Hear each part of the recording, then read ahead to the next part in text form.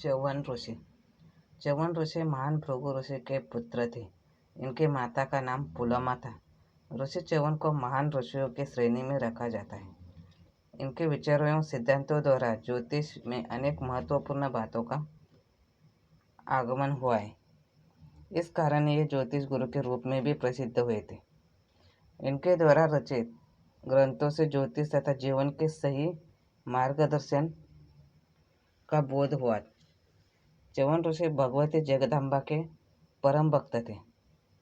वे सदा अपना समय जगदम्बा का ध्यान करने में व्यतीत करते थे। एक सरोवर के निकट महर्षि तपस्या कर रहे थे। वैवस्वत मनु के पुत्र शर्याती वेदों के विद्वान थे। उनकी एक बहुत सुंदर पुत्री थी जिसका नाम सुकन्या था। एक बार राजा शर्याती अपनी पत्नी और कन्या के साथ जंगल में भ्रमण करने गए। सुकन्या वन में घूमकर पेड़ों का सौंदर्य देख रही थी। तभी एक स्थान पर उसे दीमकों की बांबी दिखाई दी जिसमें से 2 छिद्रों से रोशनी आ रही थी। सुकन्या कुतूहलवश लकड़ी लेकर उन छिद्रों को छेद दिया। वास्तव में वो 2 छिद्रें महर्षि च्यवन की आंखें थीं जिनसे रोशनी निकल रही थी। आंखें फूट जाने के कारण रक्त बहने लगा। महर्षि को बहुत दुख होने लगा। इसी कारण उन्होंने श्राप दिया तो राजा शर्याती के सैनिकों, मंत्रियों और स्वयं राजा को भी मलमूत्र बंद हो गया। राजा शर्याती ने अपनी पुत्री की इस भूल के लिए च्यवन ऋषि से क्षमा मांगी। च्यवन ऋषि के कहने पर बहुत सोच विचार करके राजा शर्याती अपनी पुत्री के इच्छा का सम्मान करके सुकन्या का विवाह च्यवन ऋषि के साथ कर दिया।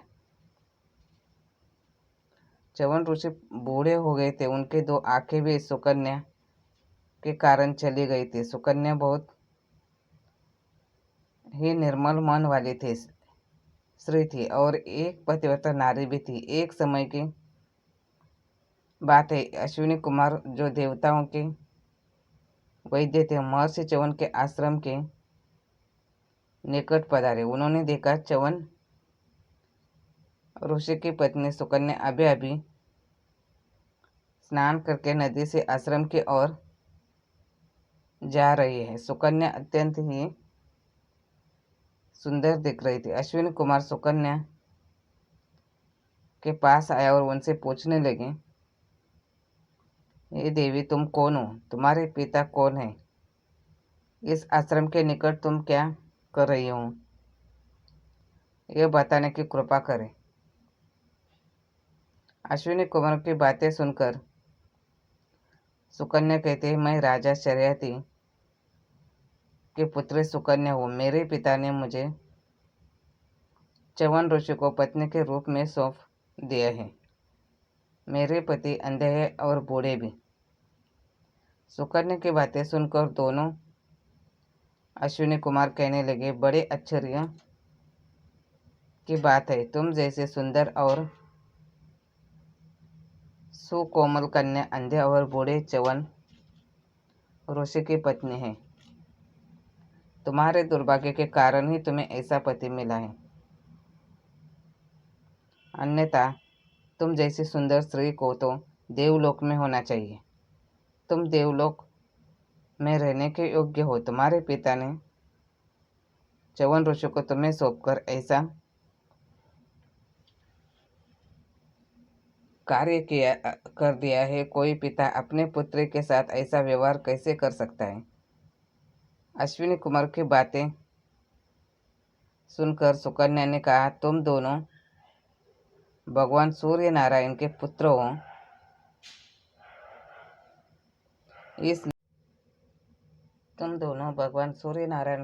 हो, इसलिए ऐसी बातें करना तुम्हें शोभा नहीं देता है।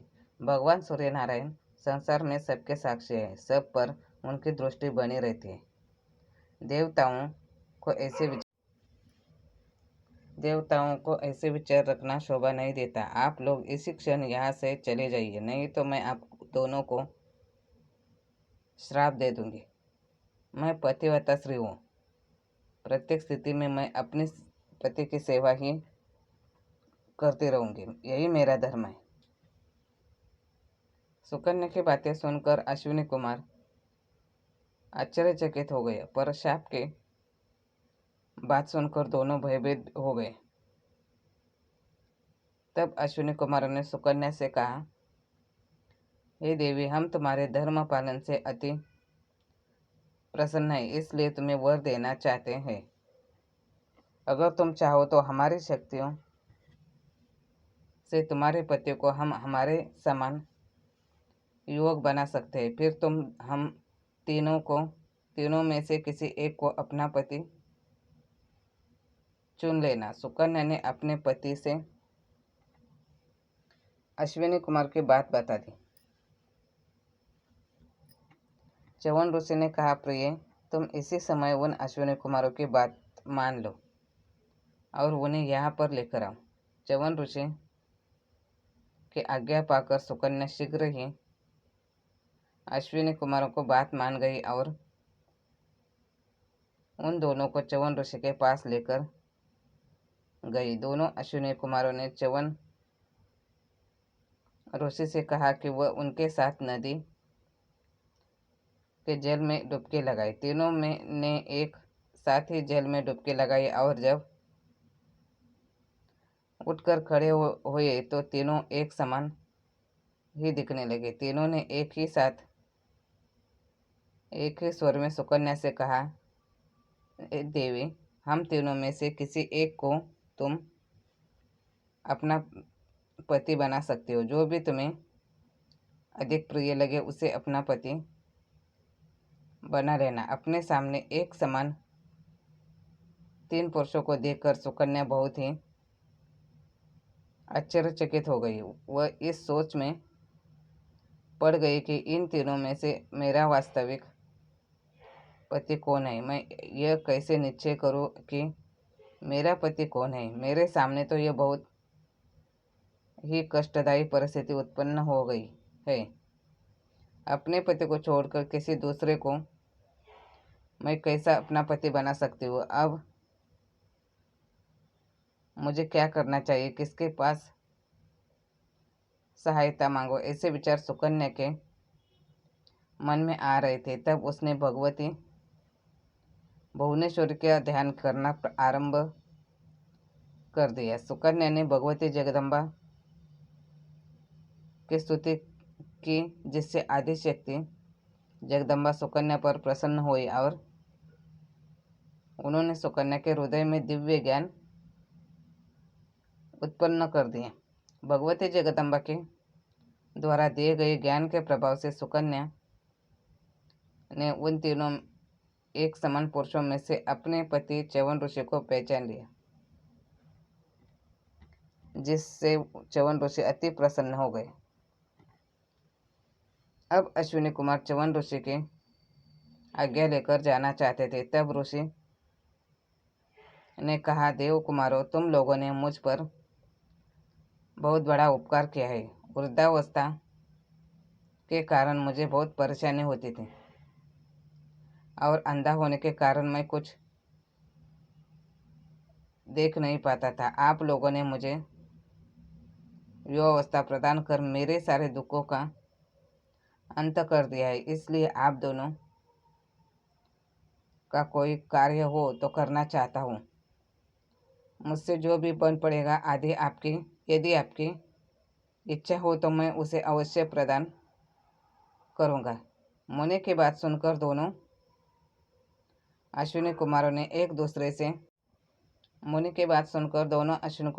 एक दूसरे से परामर्श करके कहा, देवता होने के पश्चात भी वैद्य होने के कारण हम दोनों को देवराज इंद्र ने सोमरस पीने के अधिकार से वंचित कर दिया है। इसलिए हम चाहते हैं कि आप हमें सोमरस पीने का अधिकारी बना दें। अश्विनी कुमार की बातें सुनकर च्यवन ऋषि ने सुकन्या के पिता और अपने ससुर महाराज शरयती के द्वारा एक यज्ञ का आयोजन कराया। बहुत परिश्रम के बाद देवराज इंद्र से दोनों अश्विनी कुमारों को सोमरस पीने का अधिकार भी दिलाया। इस तरह अश्विनी कुमारों ने च्यवन ऋषि को एक युवक बनाया था और भगवती जगदम्बा की कृपा से सुकन्या ने अपने युवा पति को पहचान लिया था। धन्यवाद।